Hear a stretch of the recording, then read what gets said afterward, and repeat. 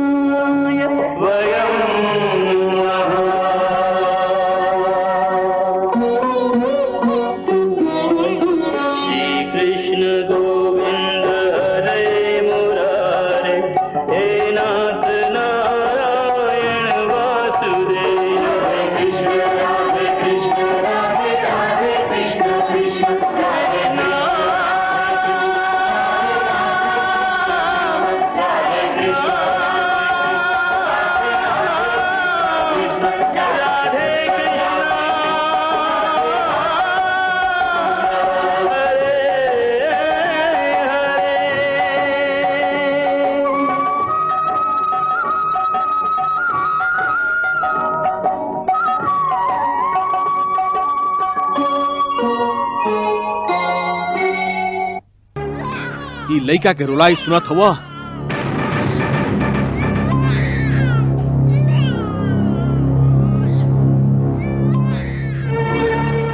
ये रुलाई ना हा, ये मृत्यु के हंसी हा।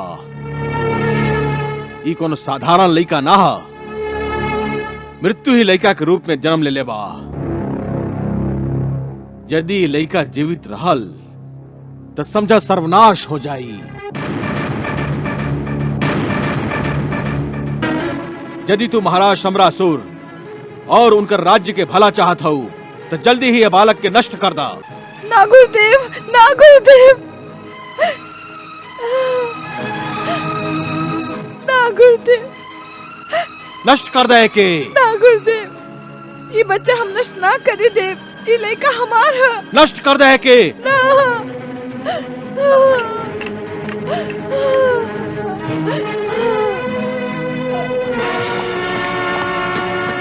भानासुर, कहवा बा लइका?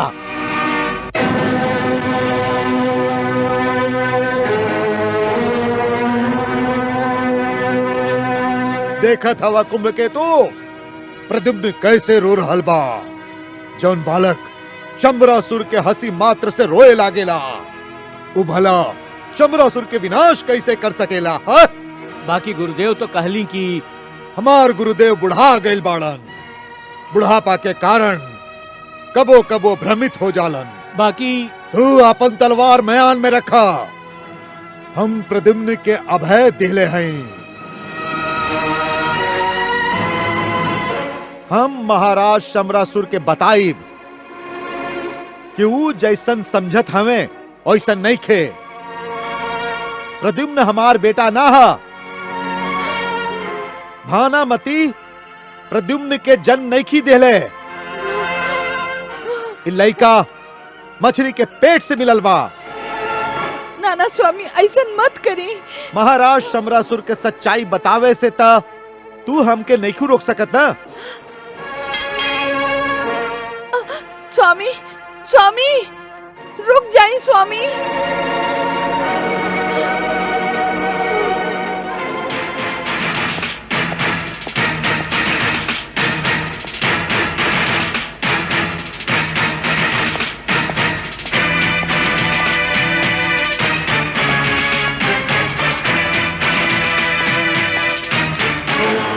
रुक जा। द्वारपाल, हमके महाराज शंबरासुर से मिले के हा।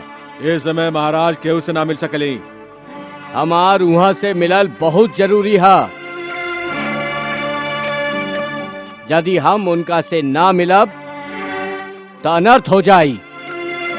द्वारपाल, भानासुर के अंदर आवेदा।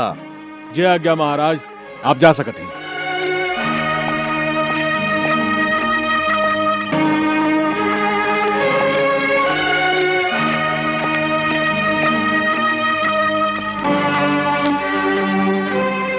प्रणाम असुरेश्वर।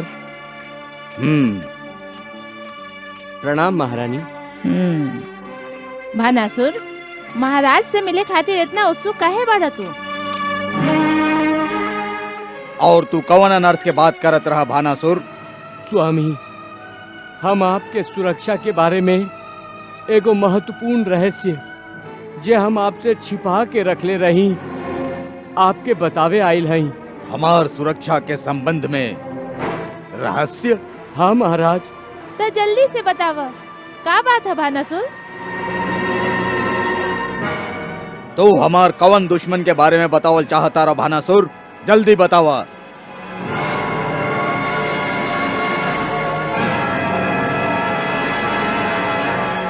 हम बतावे आइल हई कि महाराज प्रद्युम्न हमार बेटा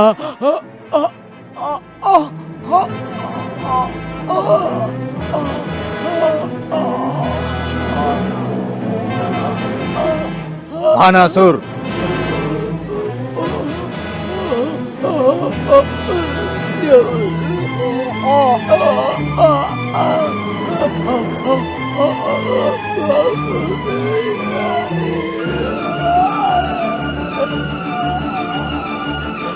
भानासुर, का भइल तोहके? तू कुछ बोलत काहे नहीं खा? ओ, त तू भी राजगुरु के बात में आ गईला।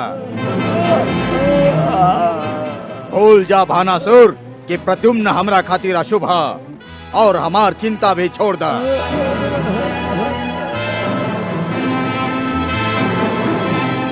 नारायण नारायण।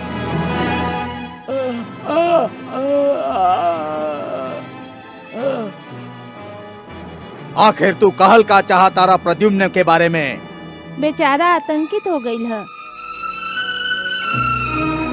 शायद यही से बोल ना पा रहल है। हमके लगता प्रद्युम्न के बारे में चिंतित है।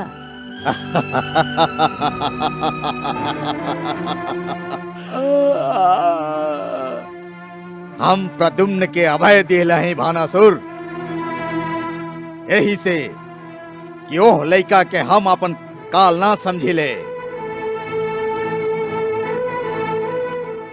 अब कुंभ केतु या हमके प्रद्युम्न से कोनो खतरा नहीं खे।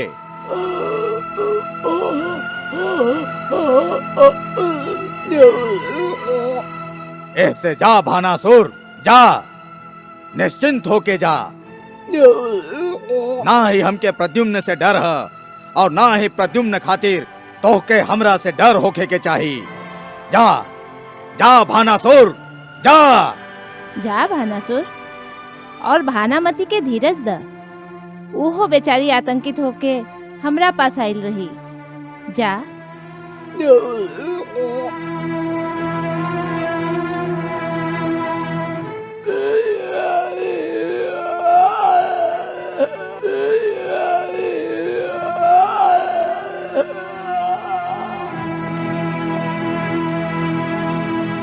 बेटा के मोह, बेटा के स्नेह और बेटा के वियोग, ये तीनों के हम अनुभव कैले ही महाराज।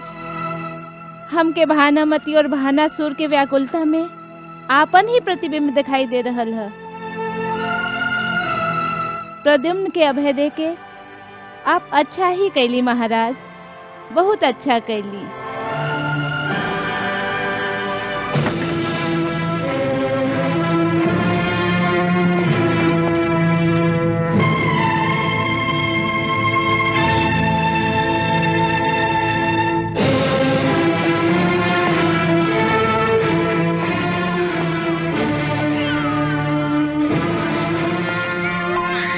स्वामी,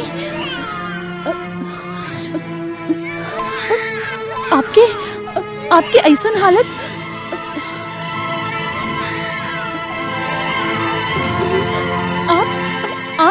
आपके का हो गए है स्वामी?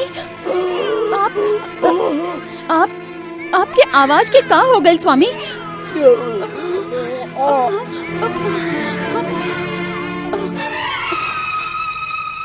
आप बोल नहीं की सकत?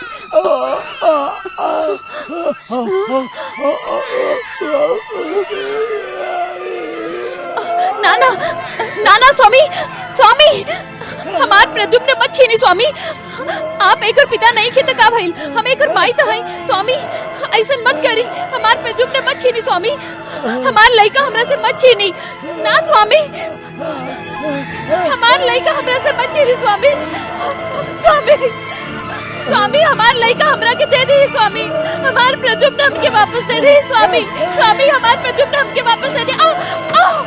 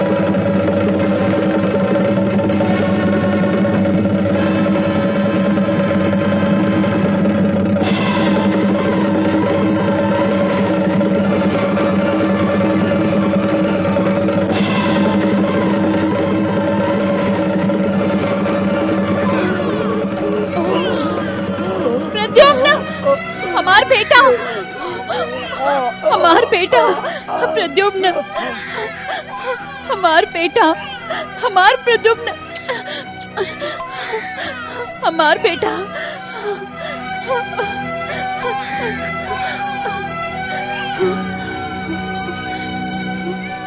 स्वामी, आप देख ली प्रभु के लीला। प्रद्युम्न विष्णु के वरदान है, एकरा केहू न मार सकेला। काहे कि एकर सुरक्षा स्वयं देवी देवता करत आरन। आप बोल नहीं की सकत, बाकी देख तो सकत है ना। आप महाराज शंबरासुर के ई बतावे गई रहन ना कि प्रद्युम्न हमार बेटा नहीं खे, वो मछली के पेट से निकलल हा। बाकी आप बोल ना सकली, ई राज के खोल न सकली। आपके आवाज चल गई, आप गूंगा हो गईली। यह बात है ना? फिर भी आप समझ न सकली कि भगवान विष्णु के लीला है। आप वो चमत्कार भी भुला गईली कि कैसे प्रद्युम्न मछली के पेट से जीवित निकल रहे और कैसे एक आवे से हमार छाती से दूध उबल पड़ल रहे। हम जानत हैं कि आप महाराज शंबरासुर के नमक खइले हैं। आप वहां के संगे गद्दारी ना कर सकीले। आप एगो सच्चा स्वामी भक्त हैं। काश आप सच्चा स्वामी के भक्त होती। काश ऐसे नहीं हो जाए प्रभु।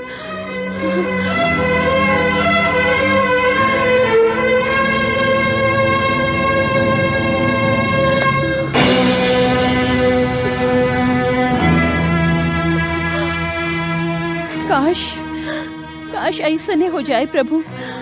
काश ऐसा नहीं हो जाए।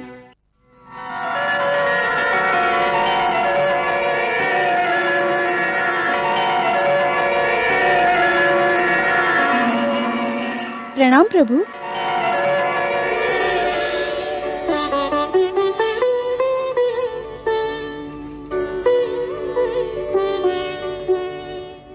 देवी आप? प्रभु का देवी रति युगन युगन से जैसे कामदेव के प्रतीक्षा कर रहल है, हमके भी प्रद्युम्न की प्रतीक्षा करे के पड़ी। ना देवी, अब केहू के प्रतीक्षा करे के कोई जरूरत नहीं है। अच्छा, ये तो बहुत सुख की बात है। प्रद्युम्न के जन्म के उद्देश्य जल्दी पूरा हुई। शंबरासुर के गुरुदेव अपन अंतर चक्षु से जैसन देखलन वैसन ही हुई। मतलब ई देवी के काल दंड धारक स्वयं काल के शिकार बनी। देवी, शंबरासुर के मृत्यु के पल समीप आ रहा हा। बाकी प्रद्युम्न शंबरासुर के वध कैसे करी? वो तो अब ही बाल्यावस्था में है। अब जल्दी युवा अवस्था में प्रवेश करी। वो कैसे प्रभु?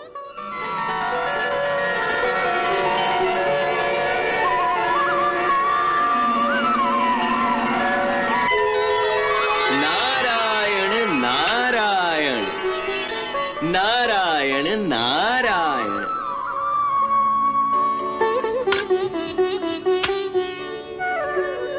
प्रणाम प्रभु।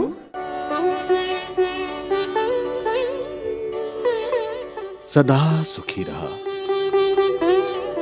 प्रणाम माई। सदा सौभाग्यवती होख। प्रणाम प्रभु।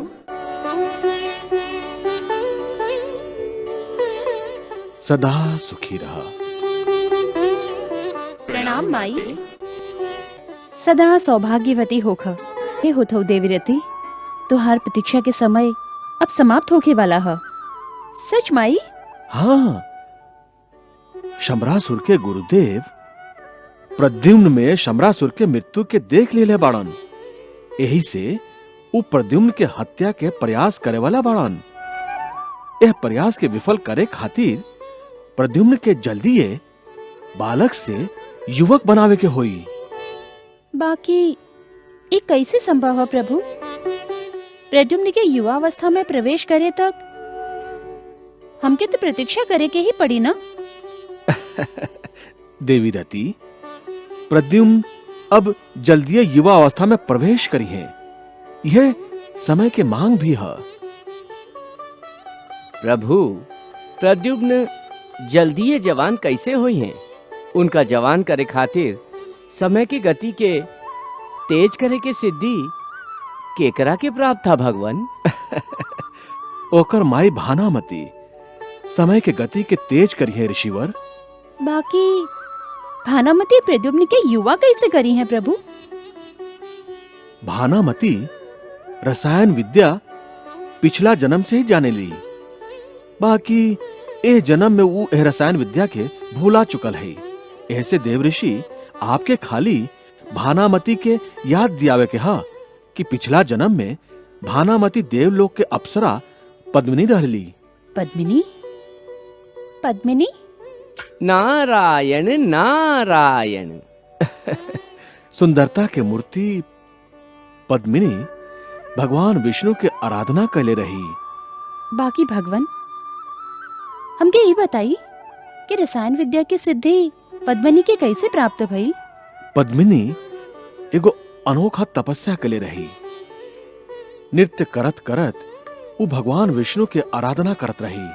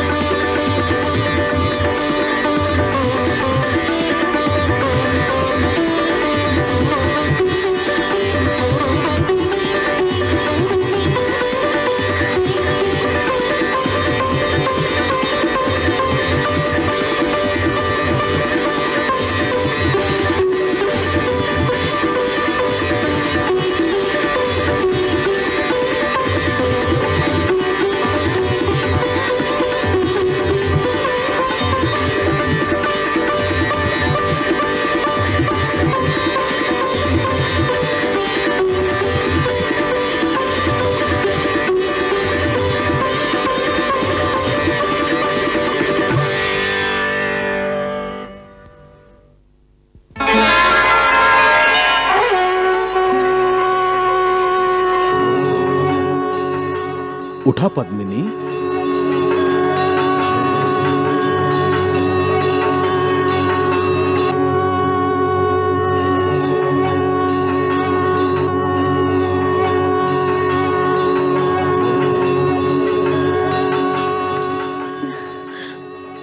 प्रणाम भगवान।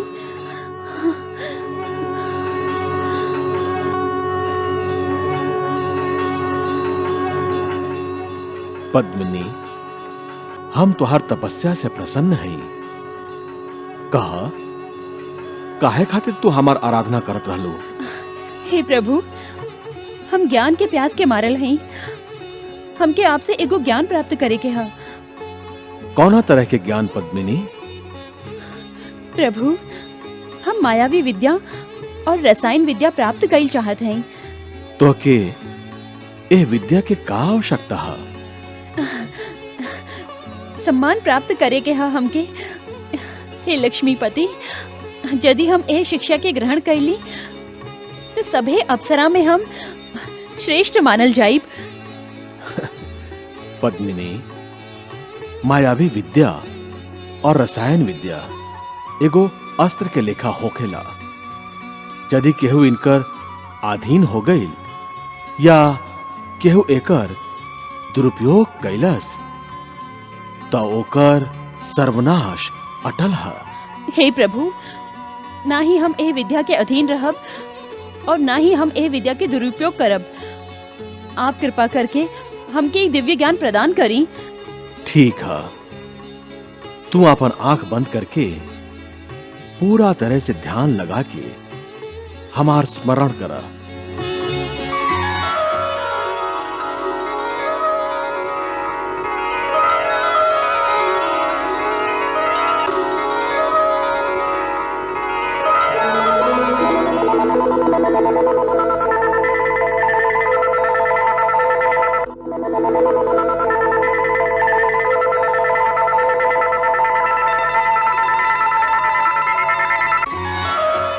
आंख खोला पद्मिनी।